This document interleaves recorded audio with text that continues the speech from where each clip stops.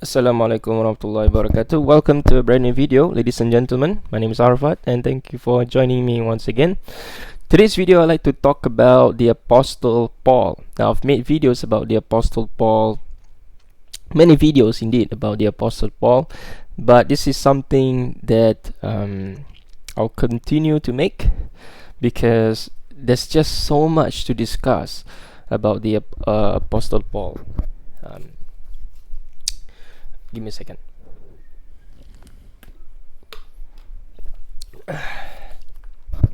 So the Apostle Paul. Today I'd like to look at some of the comparison between the book of Acts and the letters of Paul, the Pauline epistle in general, the authentic one at least. And we'll do a little bit of a comparison, and also I would like to delve into like some common things about Paul that people, or at least readers, have actually not focused on, as far as I know. And so the book of Acts mentions the Apostle Paul, about half of the book of Acts from chapter 9. Speak about the Apostle Paul. Pretty much the book of Acts is a story about Peter and Paul, and so it should not even be called as Acts of the Apostle. It should be called Acts of Peter and Paul. The difference between the Acts of the Apostle and that of the Pauline epistle is that the Acts of the Apostle portrays Peter and Paul as being friendly to one another, whereas Paul vehemently opposes Peter, Barnabas, and some of their Jewish companions, and in Galatians especially, because when a certain man from James came, and then Peter, Barnabas, they all do not want to be in the same table as the Gentile, and so Paul vehemently opposes Peter with regards to this. And also the book of Acts portrays Paul as being very Jewish in his upbringing, in that he studied at the feet of Gamaliel, and then he is very well versed in the teachings of the Pharisee. Whereas if you look at Paul's authentic writings in Galatians, the children of the Jews were actually the children of Ishmael, and then the Gentiles were actually the children of Isaac. And so this is a mistake on Paul's side. Now, there have been numerous works written to explain away, and Paul wasn't actually talking about this in a literal sense, and so we need to be aware of this as well. But nevertheless, this is something that Giza Vermesh noted in his book, The Changing Faces of Jesus. And Giza Vermesh seemed to have taken a different take on this, as far as I understood. The late Giza Vermesh. And what else do we know? In Acts of the Apostle, Paul had to be let down from Damascus via a basket, and so he fled to the Arabian desert, in a sense. So that is actually in his writings, and whereas in the Acts of the Apostle, Paul seems to have met the companions or the disciples of Jesus, and so on and so forth, whereas we do not find any of these sort of ideas in the Pauline corpus.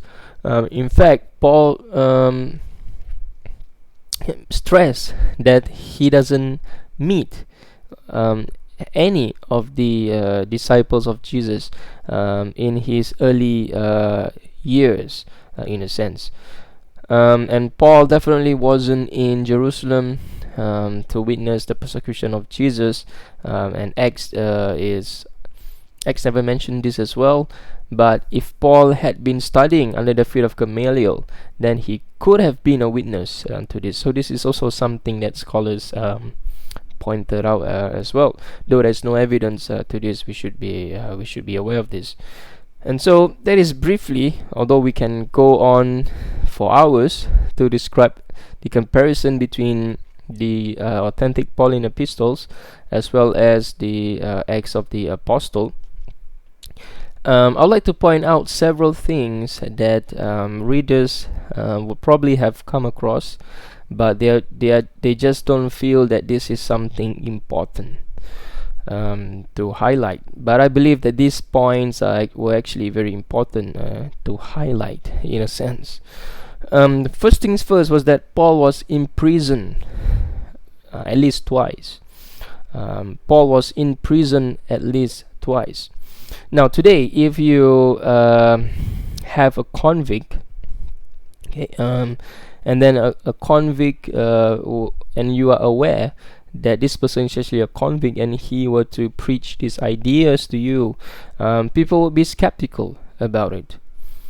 And so the point that I'm trying to make here is that Christians today, at least the Trinitarian today, even though I'll explain later as to why we cannot say that Paul himself was a Trinitarian. In fact, I've made videos of this. If you watch my last video, my previous video, I do bring up this point in my discussion of that. But nevertheless, I'll repeat myself. And Paul cannot be said to be a Trinitarian because his theology is very different. Just read James Dunn, the Theology of Paul the Apostle. The late James Dunn, who passed away, I believe, 2021. Great New Testament scholar. He became a Unitarian, if I'm not mistaken, because he wrote in his book Jesus, Paul, and the Gospel, if I'm not mistaken. And so we have Paul being in prison twice. And some people brought up this point whereby Christians today have taken their theology or their entire religion from an ex-convict. And if you look at the reason why, Acts of the Apostle kind of watered down the actual severity of the problems, because Paul, claiming to be a Pharisee, did things that is opposite of Judaism. And so because of this, he got into a lot of problems with the temple personnel, if you want to call it that. And so he was in imprisonment. He was sent to prison twice at least. And if you look at Pauline's authentic letters as well, the point, today when we read the Pauline epistles, we kind of support Paul, or we look at things from Paul's perspective. But we have to go back and find, why was Paul opposed so much in Galatians? Why did he call people in Philippians dogs? Why was there a lot of this commotion? And today we read the Pauline epistles from a viewpoint whereby Paul is correct, or Paul was correct, and then everyone else surrounding him is the trouble, or were the troublemakers. Whereas we should take one step back and think whereby everywhere Paul goes to, people opposes him. People causes so much problem and hate, in a sense, for him. Could it be that all these people were the problems, or could it be that Paul himself was the problem? And that is why we have so much opposition in Corinthians, in Galatians, and so on and so forth. And so why does Paul why did he write the letter to the Romans? And if you analyze the reason why he wrote the letter to the Romans was because he wanted support from the Romans. And the reason why he needed to go to Jerusalem, or to go back to ancient Palestine, was because that he had collected all these funds, to kind of present it as a gift to the Jerusalem church, the Church of James, for example. And people have looked at this from whereby Paul is from a goodwill perspective. But it could be that because of all these oppositions, men from James as super apostles and things like that, is that he deemed it necessary to at least, reduce the tension, and so he had to, at least present something, because Paul could have used this for his ministry. If we look at the book of Acts. And also, if we look at Paul's authentic epistles, he needs patrons, even. But then again, we should also be fair that this point actually is not that strong, because the evidence in the text seems to suggest that Paul actually, understand that he needs to collect funds for the needy, for the poor. But also, if you dive deeper, you can also counter from you can even look at it from a different perspective and counter that point, which some scholars have brought up. And one of the ways to do that is because that Paul had always he always had a commotion with the men from James, with the Jews, the super apostle, and things like that. And he never met all these people except for Peter and James, and he always opposes these people, men from James, and so on and so forth, and whereby he even wrote grudgingly against them, about all these people who, as his Galatians converts to circumcise, they wish that the knife slip, and then cut off parts of the manly organ, in a sense. And so he vehemently opposed all of these super apostle men from James and things like that. And so there is no reason to think that he actually needs to collect funds. And so some scholars have believed that the reason why he needs to collect funds was actually not for a goodwill intent, but for to reduce the tension between the people, the Jerusalemites, and himself, because towards the end of his life, before the letter to the Romans was actually written or dictated, we have the surrounding air is that everyone knew that Paul had been preaching a kind of Judaism that Jesus never actually preached. And so Paul heard about this. The Romans themselves heard about this, and the fact that we do not know what happened to Paul in Rome, and the story just ends there, and Paul was actually martyred in Rome even. It could be that because he continued to cause a lot of commotions in Rome, and then the people knew that this guy is a troublemaker, and so he was eventually executed. Now, people have attributed the death of Peter and Paul in Rome to the because of the persecution of the Emperor Nero, but then again, we have no evidence for this as well. But it is a possibility that Nero persecuted the Christians, if you want to call it that, Christians, and then Paul and Peter was a public figure, and so they were the first in line to be executed or things like that.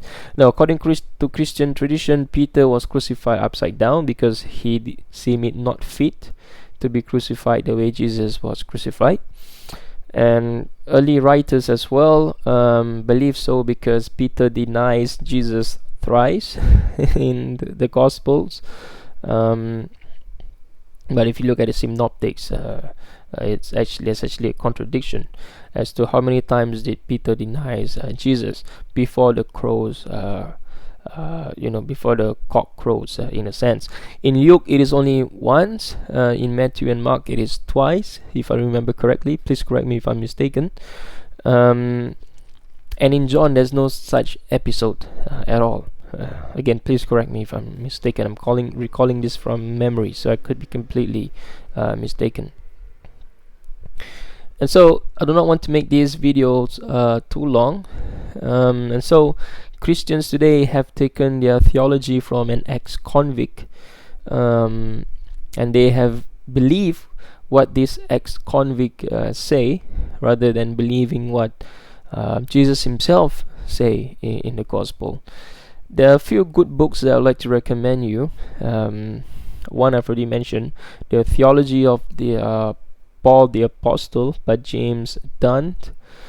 Pauline Christianity is part of the Oxford Biblical Series, published in 1991, if I'm not mistaken. Pauline Christianity is the title of the book. I have it here actually. Pauline Christianity, John Zeisler. Okay. The New Cambridge Companion to the Apostle Paul is also a very good introduction to the Pauline, to the life of Paul, if you want to call it, his works and things like that, early depictions of him and things like that. And also Raymond Brown has written in his New Testament, Introduction to the New Testament by Raymond Brown. He dedicated 2 chapters to Paul, which I believe is really good short chapters, even. And so if you have access to all this literature, I would suggest that you actually look it up. And also The Changing Faces of Jesus by the late Giza Vermesh. There are a couple of books that I would not recommend when it comes to learning about the Apostle Paul from a non-theological perspective. Obviously, the theology of the authors will always be in these works.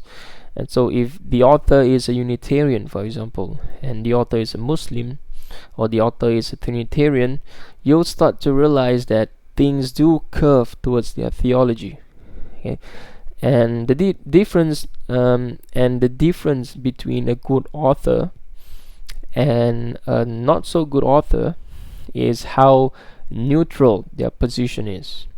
For example, if you know that this person is a Trinitarian, he's a hardcore Trinitarian, but when you read the conclusion of his book, and it actually follows the historical narrative, he plays by the historical game, then you know that this person is actually a good author, because he's actually not trying to fool the readers.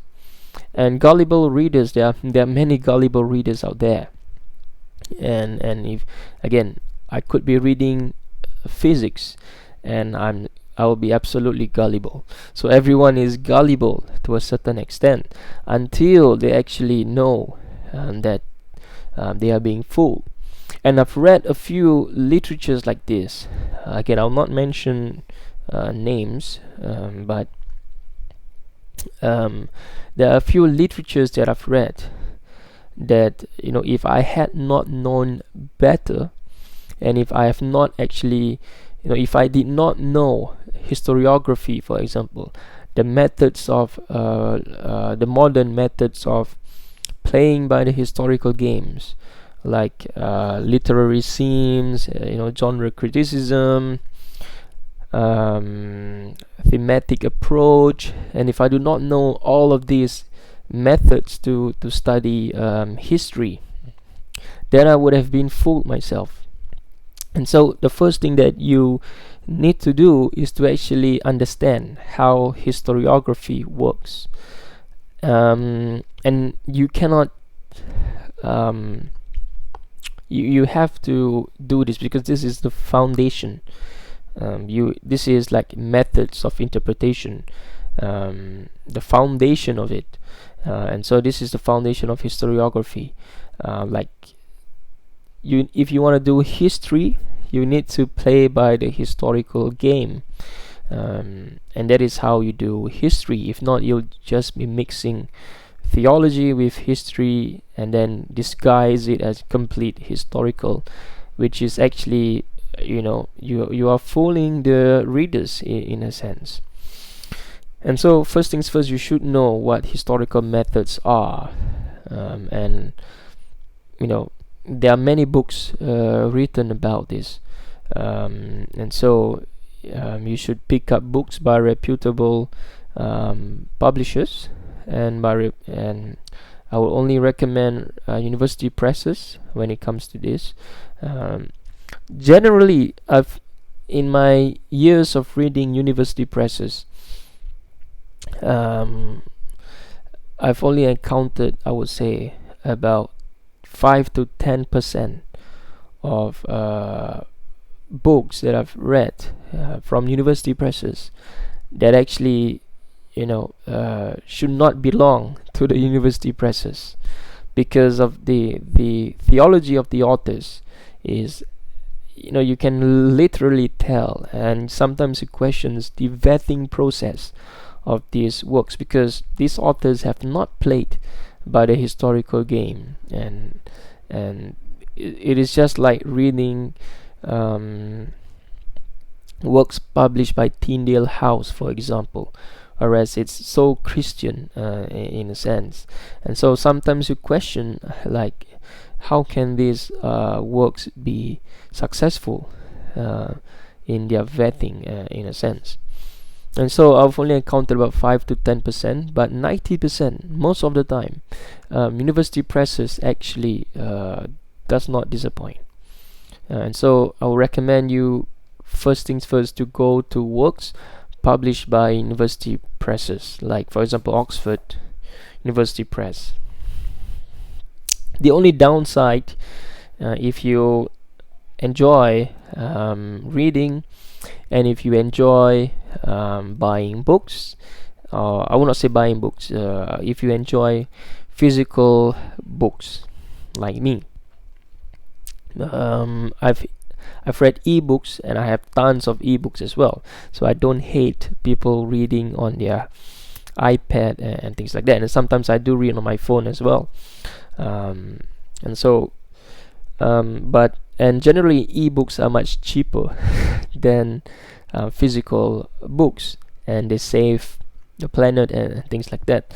But I still prefer physical books because I cannot stare at a screen for too long, and I cannot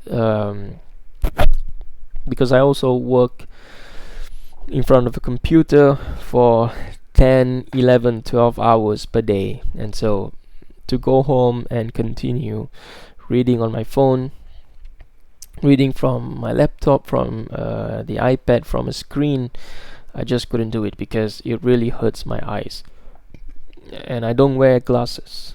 I just had a check. I don't need to wear glasses as well, so I like to maintain that as well, because it'll be troublesome because I wear shades, and so I know how troublesome it is to have something on your face like stuck there, dependent on it. And so alhamdulillah, thumma alhamdulillah, Allah has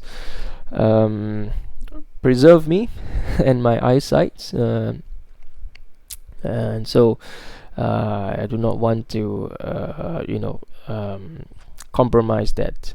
So anyway, ladies and gentlemen, thank you for always joining me in these videos, and obviously if I've made any mistakes, it is from my own accord, and Allah subhanahu wa ta'ala is free from all mistakes,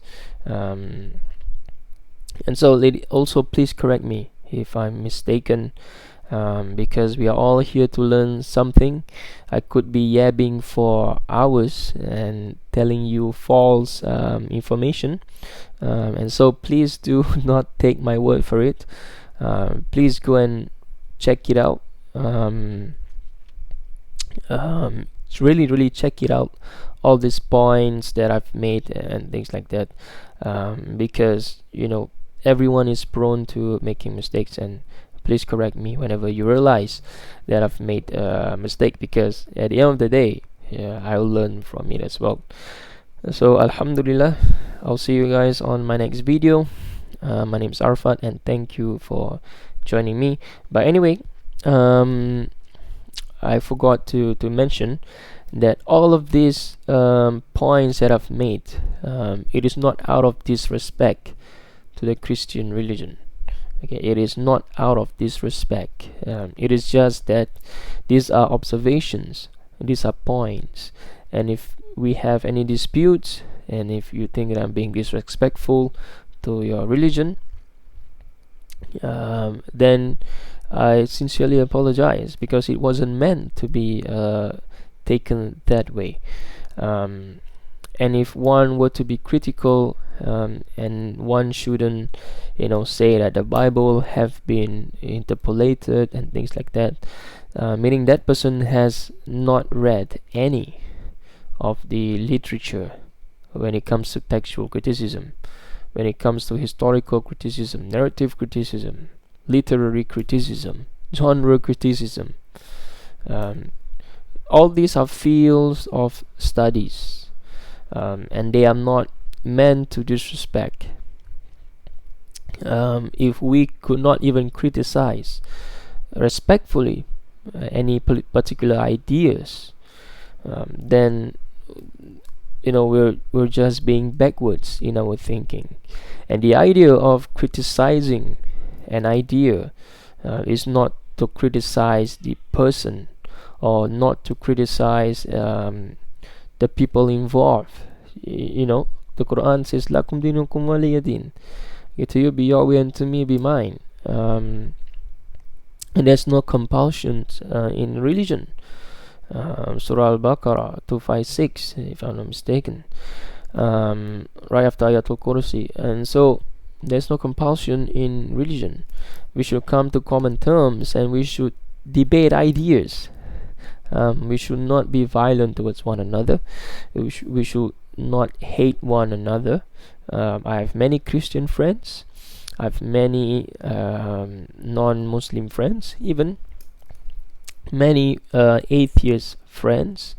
And so we are free to talk about all these ideas offline and online, so long as we are respectful to one another.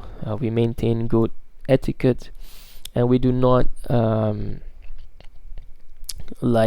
be violent towards anyone, any particular religion, any particular ideology. And so, because all of this is un-Islamic. But as far as the field of textual criticism and religious criticism is concerned, these fields are prevalent in the academic world, in the academic setting. And I have tons of literatures that is published by Christian scholars themselves, theologians, that criticizes some of these concepts, like the Trinity. But that doesn't mean that we actually are being violent towards a particular person. Irregardless if that person believes in the Trinity or not, if he needs help, if they need help, I will still lend a helping hand, because that is how humanity should be. So anyway, I digress. I just want to make this disclaimer, because some of you might feel that some of these videos are the points that have been put across is quite aggressive in a sense, and I do agree that they are quite aggressive in a sense, but they're meant to be that way, because when we get into some debates and things like that, we do have to put our points across. And all these points that I brought are not from myself. I would say 95% of them are not from myself. These are found in books that is published by academic publications and written majority of the time by Christians themselves. So anyway, I digress. My name is Arfat, and I'll see you on my next video. Assalamualaikum warahmatullahi wabarakatuh.